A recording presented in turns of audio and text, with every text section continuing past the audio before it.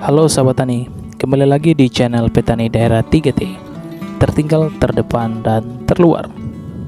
Kali ini saya akan membahas cara dan dosis penyepraian tanaman cabai pada fase generatif di 60 HST.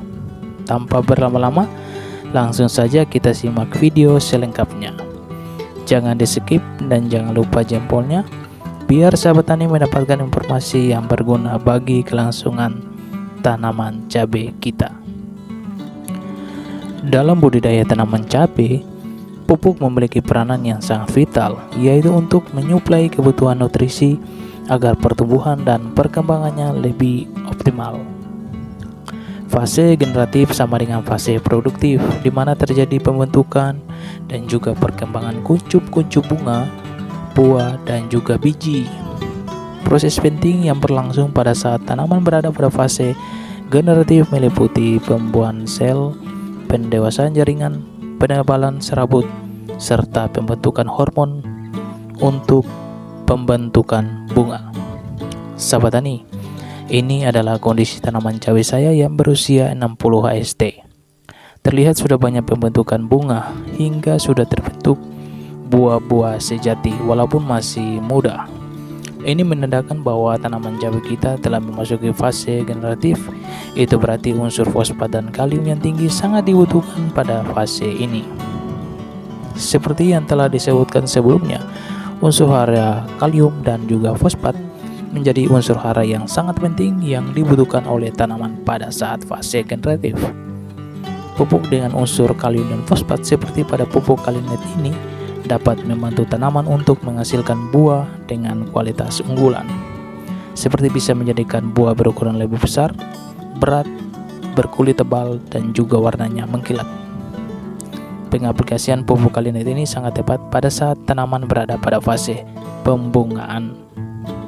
Sahabat tani, jenis pupuk atau insektisida yang saya gunakan di 60 HST ini untuk proses penyepraian pada tanaman cabai, saya menggunakan 3 jenis bahan, yaitu yang pertama pupuk kalinet atau kalium cair sebagai bahan pelengkap kebutuhan unsur kalium serta fosfat yang tinggi dan sedikit unsur mikro yaitu borong di dalamnya. Kemudian yang kedua saya gunakan asam amino. Asam amino di sini berfungsi sebagai kebutuhan nutrisi. Asam amino juga berperan dalam pembentukan enzim yang penting dalam proses metabolik tanaman. Kemudian yang ketiga saya gunakan insektisida Risotin berbahan aktif sipermetrin untuk mencegah hama kutu-kutuan dan ulat. Ini telah saya rolling dengan insektisida berbahan aktif abamectin dan Peridaben. Jadi kita rolling antara bahan aktif ini. Kemudian semua bahan itu saya campurkan ke dalam 16 liter air. Untuk pupuk kalinet dengan kandungan kalium sebesar 13,80% dan fosfatnya 12,33% serta boron 1,62%. Untuk dosis pupuk kalinet ini saya gunakan sebanyak 30 ml atau 2 tutup botol. Untuk dosis penggunaan asam amino saya gunakan sebanyak 30 ml atau 1 tutup botol. Dan untuk insektisida Risotin saya gunakan sebanyak 30 ml atau 2 tutup botol. Kemudian saya campurkan ke dalam 16 liter air. Setelah itu kita semprotkan tipis-tipis ke tanaman cabai kita.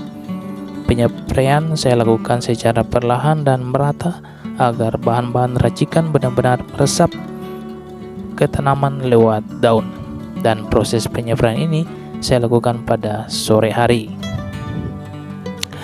Oke sahabat tani, sekian dulu video ini. Semoga informasi ini bermanfaat dan silakan dicoba ya sahabat tani. Semoga tanaman kita tumbuh dengan sehat dan subur, amin. Dan bagi sahabat tani yang belum subscribe, jangan lupa di subscribe untuk mendapatkan notifikasi video-video selanjutnya. Salam petani Indonesia.